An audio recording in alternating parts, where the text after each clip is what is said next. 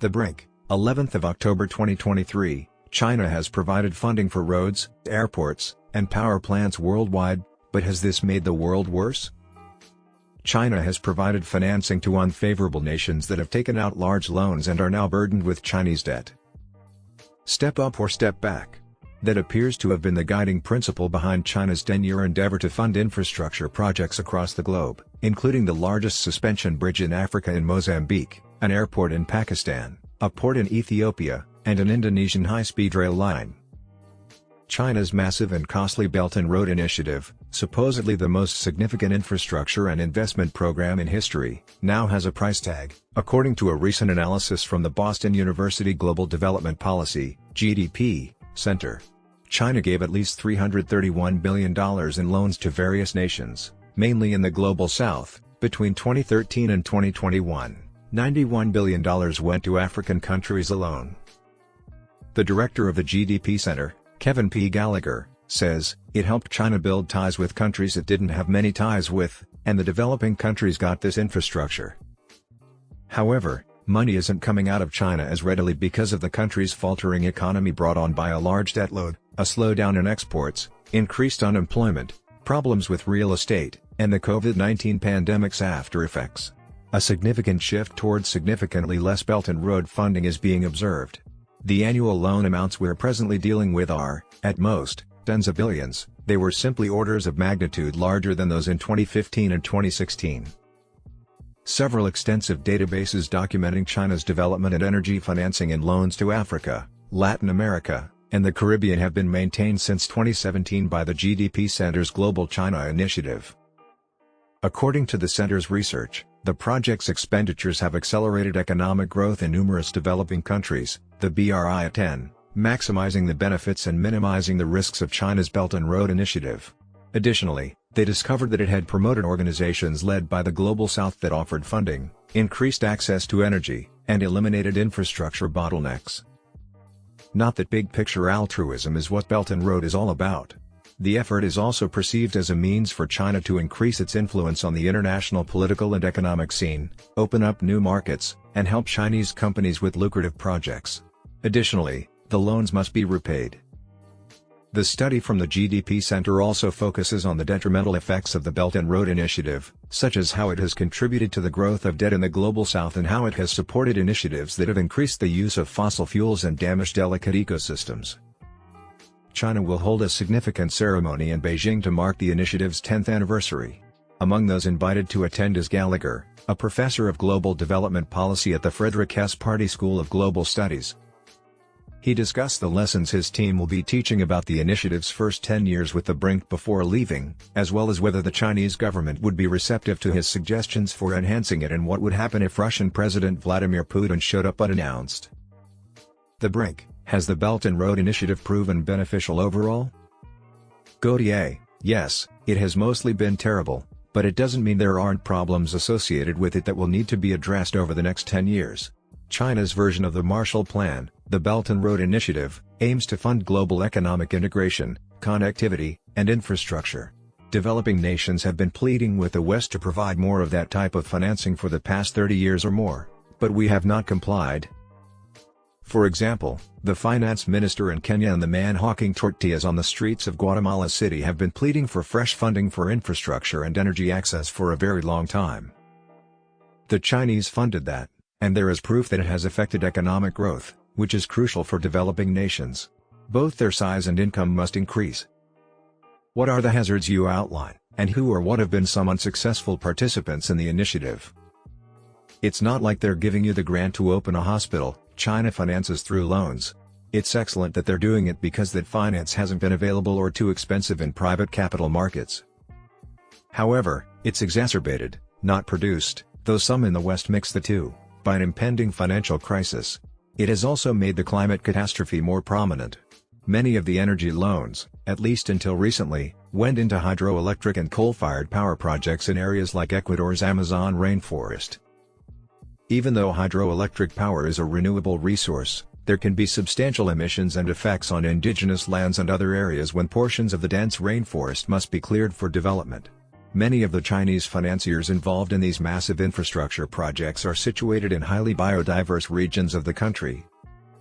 China, meanwhile, has declared that it will change direction and increase its investments in renewable energy. In the middle of the COVID era, China began to change for the better. They are constantly assessing this. They declared a few years ago that they would stop funding coal plants abroad and concentrate on clean energy. That is excellent. They haven't changed in such a drastic way regarding land usage and biodiversity yet. However, one of the report's recommendations is to have risk management tools and controls in place to ensure that you continue delivering that infrastructure in a way that does not harm you.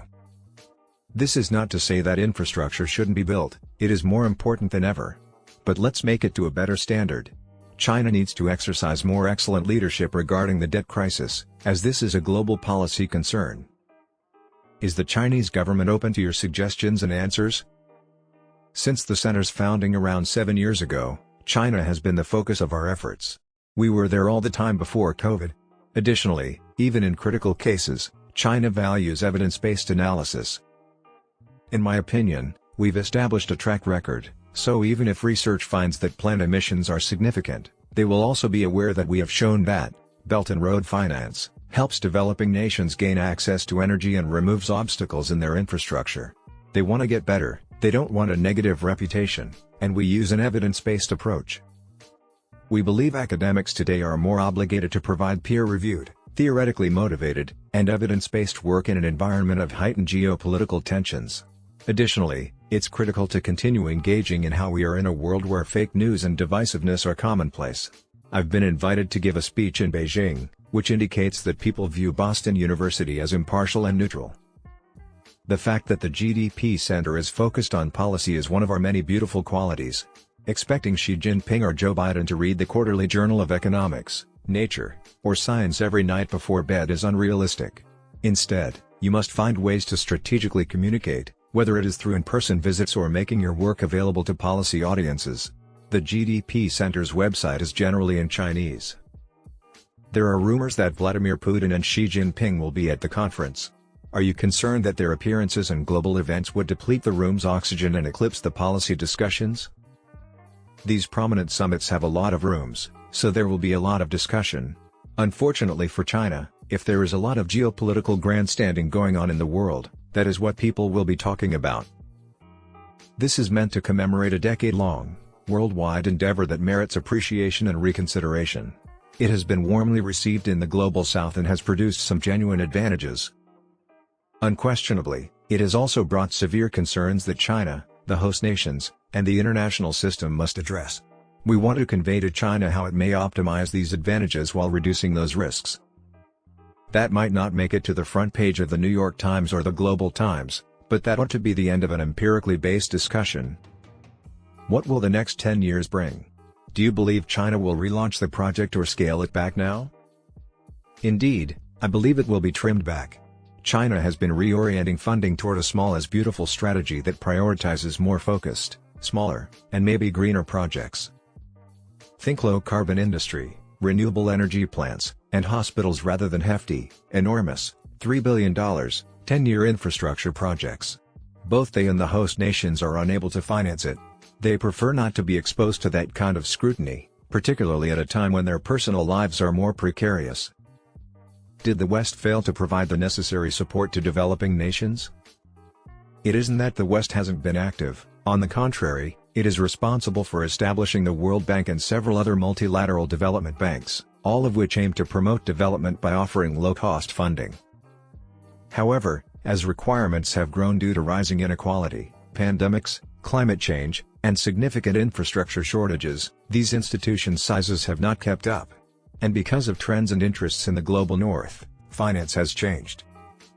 Super vital things like health, education, and the environment receive the most funding from the West. However, invest in a small Tanzanian rural village to increase the productivity of their agricultural products, such as maize, and the road is made of uneven soil that washes away with every flood.